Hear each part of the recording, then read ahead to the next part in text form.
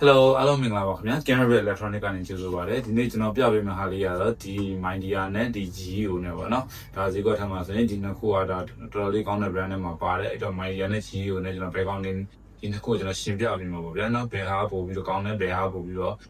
quality နည်းနည်းရောင်းရပေါ့နော်အဲ့နှစ်ခုရှင်းပြပေးမယ်အဲ့တော့ပထမဦးဆုံးအနေနဲ့ဒီ Mindia အနေနဲ့စပြောမယ်နော် Mindia ကိုဒီအပြင်ပိုင်းပုံစံနဲ့ကြည့်မယ်ဆိုရင်ဒီကောင်လေးကနည်းနည်းလေးတော့ပုံမယ် Mindia နဲ့ GEO နဲ့နှစ်ခုတူလို့ရှင်းလာရင် Mindia နည်းနည်းလေးပုံမယ် GEO ကတော့သူကအရင်နည်းလေးမြင့်မှာပေါ့နော်အပေါ်နည်းနည်းလေးမြင့်မယ်ပြီးတော့ဒီအပြင် physical ပိုင်းမှာနော်ဒီ Mindia အပေါ်ကဒီ cover တော်တော်ကြီးကိုမာတယ်ပြီးတော့အကွက်ကအစိပ်ပေါ့နော်အကွက်အစိပ်ဆိုတော့ဘာအသာကျရှိလဲဆိုတော့အားသာချက်အနေနဲ့ကတော့ဒါကလေးတငယ်တွေပါရှိတဲ့အိမ်တွေဆိုရင်ဒီတဲ့ကိုကလေးလက်တွေပါထိုးထည့်တာတွေပေါ့လို့တဲ့ခါကျရင်ဒီလက်ထက်မဝင်တဲ့ခါကျတော့ကလေးတွေအန်ဒီယံယူပေါ့နော် safe ဖြစ်တယ်ပေါ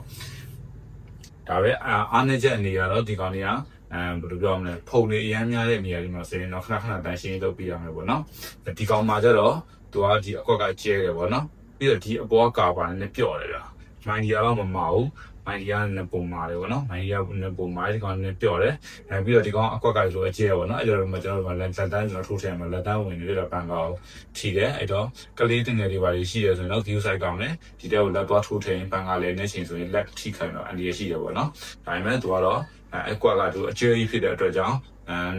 2လ3လအဲ့လိုလောက်နေမှတစ်ခါတော့တန်ရှင်းလုပ်ပြရမယ်ပေါ့နော်ဒီကောင်တွေကတော့2လလောက်နေတစ်ခါတော့တန်ရှင်းလုပ်ပြီးတော့အကောင်းဆုံးပဲပေါ့နော်ဒါတော့ကျွန်တော်ပါစင်နေရပါပန်ကားလေးဆိုတော့လေ2လ3လလောက်နေတစ်ခါတန်ရှင်းလုပ်ပြရပါတယ်တန်ရှင်းမလုပ်ပြဘဲနဲ့ကြာရင်ဘာဖြစ်လဲဆိုတော့အထက်ဖုန်နေတာတက်တယ်ပေါ့နော်ဖုန်တွေတက်တယ်ပြီးတော့ဒီနောက် body တွေလည်းနောက် body တွေဖုန်တွေဝင်သွားတဲ့ခါကျရင်ကြာလို့တဲ့ခါကျရင်ဖုန်တွေကနေပြီးအထက်မှာပန်ကားစီနဲ့ကပ်ပြီးတော့စီကြီးတွေဖြစ်ပြီးတော့ပန်ကားတွေတက်တန်းတူတယ်ပေါ့ဗျာပန်ကားတွေပူလာတယ်၊ကွိုင်လောင်တယ်ဆိုတော့အဲ့လိုမျိုးကြောင့်ပေါ့နော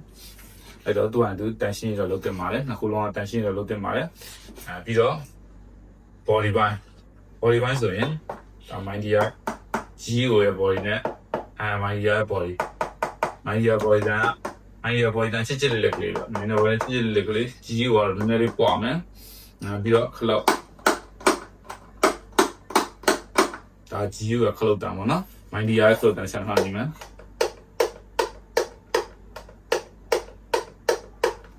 Mindia နည်းနည်းလေးပို့ပြီးခလုတ်မှနည်းနည်းပုံညက်တယ်GEO ကတော့ကျွန်တော်တို့အဲ့လိုကောက်နေမှာလေပေါ့နော်ပြီးတော့နောက်ကခလုတ်ဒီနောက်က float အတန်လေးတစ်ချက်နားထောင်ကြည့်သူရ float အတင်ကြအတန်လေးရညက်လေးပေါ့နော် clip တောက်ဆိုအတန်ဒီကောင်းတယ်လို့နည်းနည်းလေးအားတိုက်ကောင်းတယ်ပေါ့ဗျာပြီးသွားရင်နောက်ထပ်လုံးဝဒီနှစ်ခုကိုလုံးဝကွာထွက်သွားတဲ့ဟာတော့ Mindia အထက်မှာသုံးထားတဲ့ကွိုင်က 100% G ကွိုင်မှာ GEO ကတော့ G ကွိုင်နဲ့ဒါပေမဲ့နည်းရောတယ်ပေါ့ဗျာ။ကောင်က 100% G ကွိုင်စစ်တယ်ဒီကောင်ကလည်း G ကွိုင်နဲ့နည်းလေးရောတယ်ပေါ့နော်။အဲ့တော့ဒီနှစ်ခုမှာဘာတွေကွာလာလဲဆိုတော့နည်းနည်းလေးသုံးတာကြာလာတဲ့ခါကျရင် G ကွိုင်တွေတော့သူကအပူချိန်တက်တာလေပေါ့နော်။မော်တာဘောတော့ဝါမော်တာဆိုလှည့်ပြီးတော့သုံးမှများလဲပါများလာရင်ဒီမော်တာနောက်ကအိမ်ကပူလာတယ်ပေါ့ဗျာပူလာတဲ့ခါကျရင်ဒီကနေအပူထုတ်တယ်ပေါ့အဲ့အပူကိုဒီပန်းကားလဲတဲ့ခါကျတော့အရှိကိုလေကအပူတွေပြန်ထွက်တယ်ပေါ့နော်အဲ့တော့ပန်းကားလေးတွေကဖွင့်တဲ့အချိန်မှာအရှိကလေပူပြန်ထွက်တယ်ဆိုတာအနောက်ကကြီးကွိုင်နဲ့မော်တာနဲ့လည်းဆိုင်ပါတယ်ပြီးတော့ရာသီဥတုအရန်ပူနေဖြစ်တတ်ပါတယ်နော်အဲ့တော့ရာသီဥတုကပုံမှန်ပဲဟိုမှာလေကအပူထွက်တယ်ဆိုရင်တော့ဒါနောက်ကမော်တာအရန်ပူနေလို့ပေါ့နော်နောက်ကမော်တာအရန်ပူနေတဲ့အချိန်မှာဒီရှိကပန်းကားလေကထွက်မှာကြာနောက်ကအပူဆုပ်ထွက်တဲ့အတွက်လေပူထွက်တာပေါ့နော်အဲ့တော့ဒီကောင်ဒီမှာအဲ့လိုလေးရှိပါတယ်ပြီးတော့ GEO မှာနောက်ထပ်တွေ့ရတဲ့အားနည်းချက်ပြဿနာကတော့အခုနောက်ပိုင်းမှာဘာတွေ့လာလဲဆို GEO ပန်းကားတွေမှာကျွန်တော်တို့ချိုးတွေကျတော့ဒီလမ်းဘေးနားတွေမှာဆိုင်နေပါနေကြရပေါ့နော်အဲ့လိုဆိုင်နေပါမှာဖွင့်မယ်ဆိုရင်ဒီကောင်တွေကဖုန်နေပြထိုးရင်တော့တိတ်ပြဿနာမရှိဘူးအခုနောက်ပိုင်းဒီမှာကျွန်တော်တွေ့လာတယ်ခဏတွေ့တယ်ကျွန်တော်ရှင်မှာလို့ service ပြန်လာရပါရှိရပေါ့နော်သူကဘာလဲဆိုတော့ဒီထဲကိုသူကဖုန်နေဝင်ပြီးတန်ရှင်းမလုပ်တာကြာလာတဲ့ခါကျရင်အဲ့ကောင်သူကအထက်ကစီနဲ့ကပ်ပြီးခဲပြီးတော့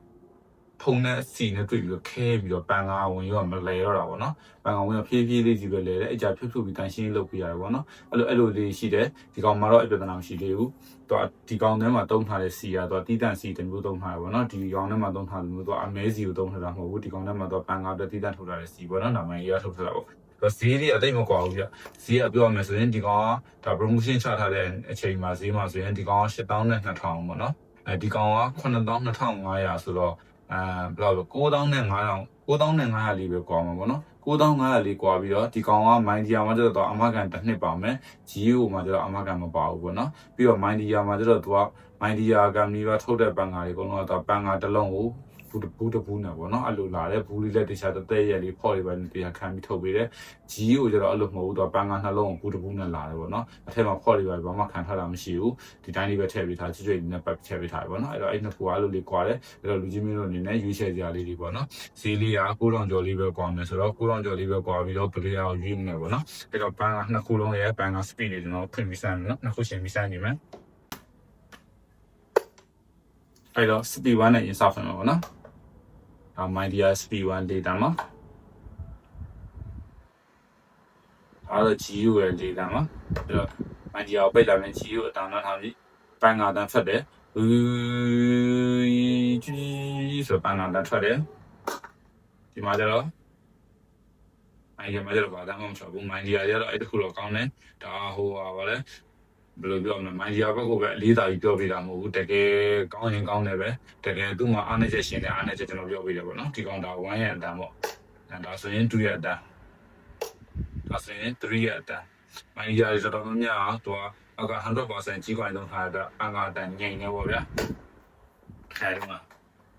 ဒါ GU ရဲ့ဘန်ကာတန်းပေါ့နော် GU မှာဘန်ကာနံပါတ်3နဲ့ဖွင့်ရင်နည်းနည်းလေးပါပြရရတယ်ဆိုတော့ဒီအိမ်ရနည်းနည်းလေးလှုပ်တယ်ဗျနည်းနည်းလေးပဲအရင်ကတော့မတိတာဘူးနည်းနည်းလှုပ်တယ်ပန်ကာတန်လေးတော့နေထွက်တယ်ပေါ့နော်အဲ့တော့ဈေးလေး9500နဲ့ဒီချင်းမျိုးလိုနည်းနည်းစဉ်းစားပြီးတော့ဝယ်လို့ရပြီပေါ့နော်အဲ့တော့ဆိုရင်ဒီချင်းမျိုးလိုရွေးချ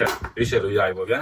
အဲ့တော့ဒီမိုင်ဒီယာမှာကျတော့သူဈေးနှုန်းက8000နဲ့2000ရှိပါတယ်ပန်ကာတန်လုံးဝငြိမ်တယ် 100% ကြီးကွာမှာနော်တစ်ခါဝယ်ပြီးရင်အကြာကြီးသုံးရမယ်ပေါ့ G ကိုလည်းတစ်ခါဝယ်ပြီးအကြာကြီးသုံးရတယ်ပေါ့နော်ကျွန်တော်အမေဆိုရင်ဒီ G ကိုဝယ်ထားတာဆိုရင်ဒီနေ့ရှိတယ်4နှစ်5လောက်တော့ရှိကြတယ်လောက်အခုချိန်စီတော့ဘာမှဖြစ်တယ်နည်းနည်းဖြုတ်စီရတော့ဘာလို့နည်းနည်းဘာလို့ maintenance တွေလုပ်ပေးရတယ်ပေါ့ဗျာဒီ mind ဒီကတော့ကျွန်တော်အခုလက်ရှိသုံးနေတော့2နှစ်ကျော်နေပြီပေါ့နော်2နှစ်ကျော်နေပြီဘာပြဿနာမှဖြစ်သေးဘူးသုံးရတာချင်းအဆင်ပြေပါနော်အဲ့တော့နှစ်ခုလုံးကတော့ပဲစင်းလုံးလေးက9500ပဲကွာမယ်တော့ဒီချင်းမျိုးလို့စိတ်ကြိုက်မြင့်အဆင်ပြေရရွေးချယ်ပေးနိုင်ပါတယ်ခင်ဗျာအားလုံးကျေးဇူးတင်ပါတယ်ခင်ဗျာနောက်ဗီဒီယိုဒီမှာဆက်လက်ဆောင်ပေးကြပါမယ်ခင်ဗျာ